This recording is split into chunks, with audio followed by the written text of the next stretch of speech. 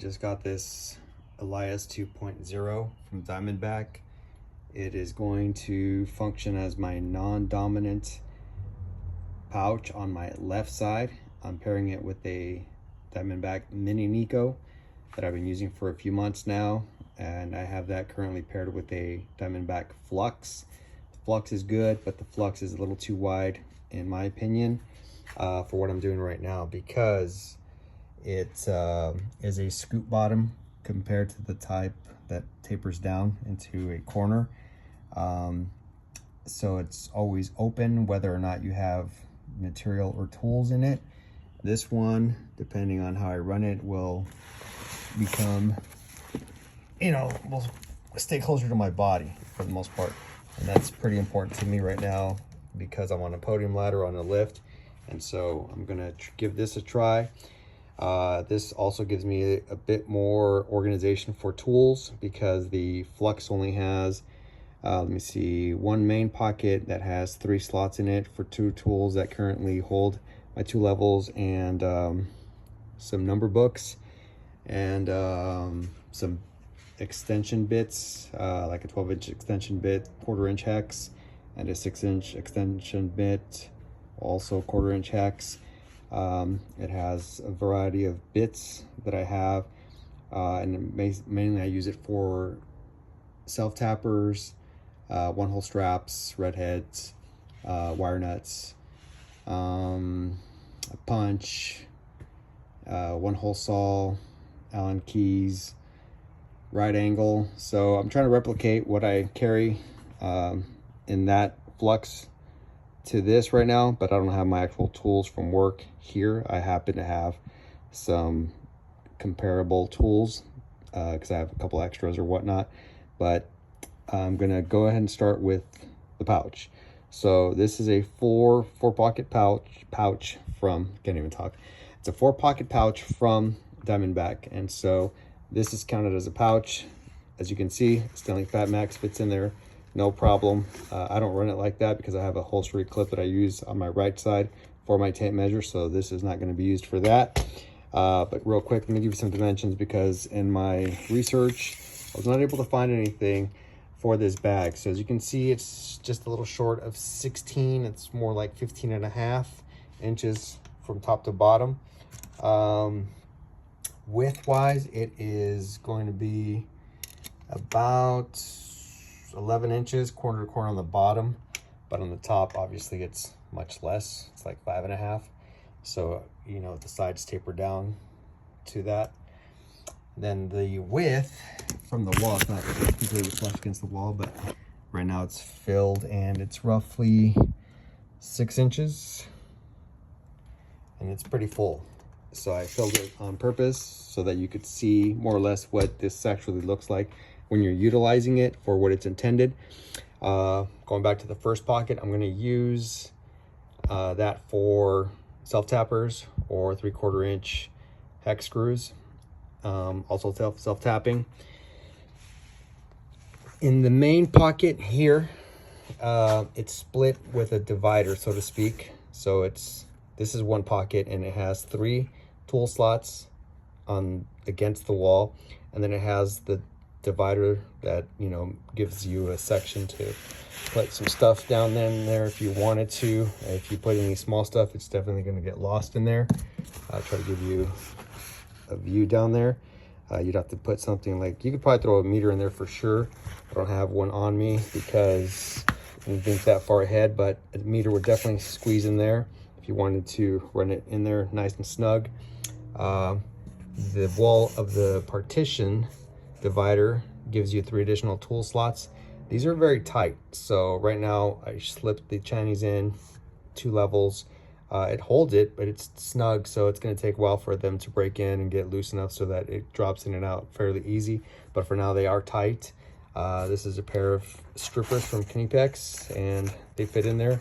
And the reason I put those here in the front is because typically I like to run any long handles against the wall of my pouches so that they're not jutting out and getting caught on everything. So this is a pretty long set of strippers. You can see I have tape measure there. They are about 8 1/4 inches Can't tell here. Let me use this tape measure. Actually, they're about, yeah, 8.5, 8 3/4 inches long. So they're a long set of strippers, and they fit in there just fine into this pocket. Again, it's very snug, so you don't jut out too much. This is a 6-inch torpedo level, so you can see that it is, you know, not visible from the top here, the front. It's still accessible. And even in front of that, you have some space. So I threw in a couple number books so you can utilize that space and not dead space, because again, they are dedicated tool slots. So you have these two areas for something slim. I mean, I could wedge more stuff in there, but then it'd be difficult to get out. So 2 number books, easy to get in and out, so that when I need to use them, I can grab them fairly easy. In front of that is the third pocket. The third pocket also has a partition, a dedicated pocket. So as you can see, a notepad fits in there just fine, like this. So you can grab it very easy. You could put it sideways as well, but you're gonna wrestle with that a little bit more, and it's gonna get buried in there, but it does fit across. I'll give you a measurement for that guy. It's roughly about 5.5 inches in width, but I would never stick my notepad like that, because I'd be having to do this, fight it, take it out. This is just much better. So in that same third pocket, after the divider, I have a right angle set of Allen key. Typically at work I have those two as well, exact same ones pretty much. I carry some hole saws, bits. These are not exactly what I have at work, but just an idea so you know that I can carry that stuff down in that slot there. It's pretty wide, and it's deep enough so that I could even put the right angle like this without a problem. So it's roughly 6 inches deep.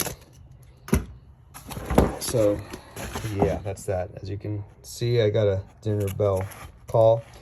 The fourth pocket is where I would typically carry screws, wire nuts, red heads, 1-hole straps for MC, or even 3/4 inch straps, 3/4 1-hole straps. This has a Velcro flap that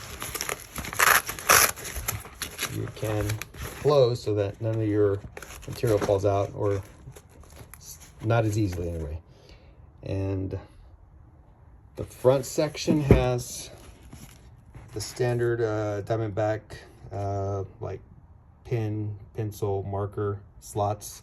You can fit a Milwaukee Markzall, Inkzall, whatever the hell it's called. I don't actually use these, but just so that you know, because a lot of guys do carry that. It's an Inkzall. I prefer these U-Marks here. They're just much better in my opinion. The only thing is the cap, but I use an Inca big marker dry, but I clip that on my vest. And then I got 2 of these guys, 3/8 and 7/16, so it fits in there no problem. On the side here, this is supposed to be for a hammer, mallet, or even tin snips, which I will never use, so I'm gonna probably just cut that right off and burn it so it doesn't shred all over the place. And from the side, it's pretty slim, I have to say. So I can imagine this on my side not being bulky. You can get through studs, stud bays, no problem. And yeah, I'm pretty happy with this. Oh, there's also another loop here, so you can attach your tape to the back just like that. Informational note, the reason I have these bits here so that you can see, for example, different lengths. So this one here, this Mason bit's 6 1/4. This is standard 6-inch bit from Milwaukee. This one is a, what is it, 2-inch bit, but on a bit holder. And this one is a 3.5-inch bit. And the reason I'm showing you the lengths for these is because there's a bit index inside the pouch here, pocket number 4, and you can slip those in there. The only thing is that, I'm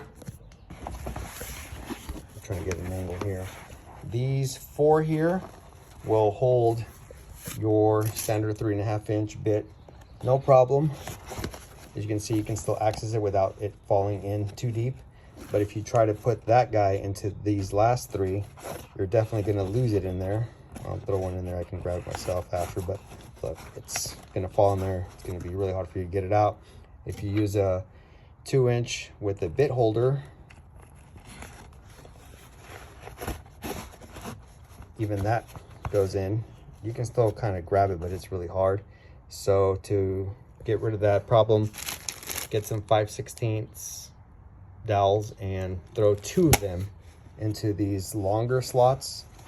If you want to, you know, if you have the standard 3.5 inch bits or the 2-inch bits with the bit holders. Personally, I have these, I prefer these 6-inch bits. So for that, there is no issue whatsoever. Throw that in there and it's really accessible.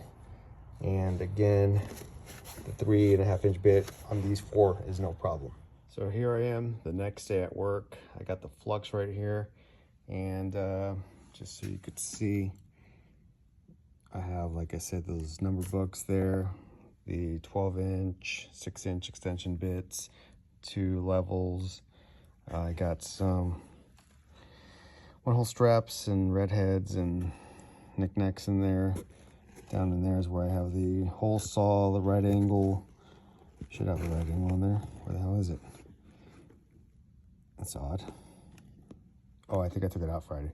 Put it in my bag. But anyway, yeah, so this Flux is attached to my bag. Let me see if I can get a better perspective.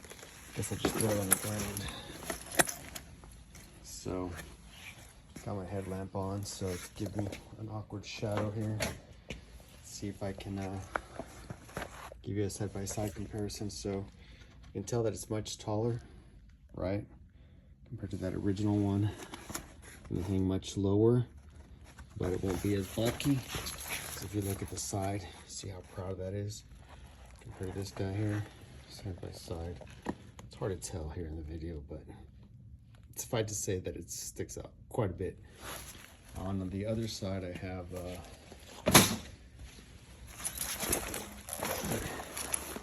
Mini Nico, and so the Elias is going to be a better match for it as far as length, height, width, depth. It's going to be much more similar.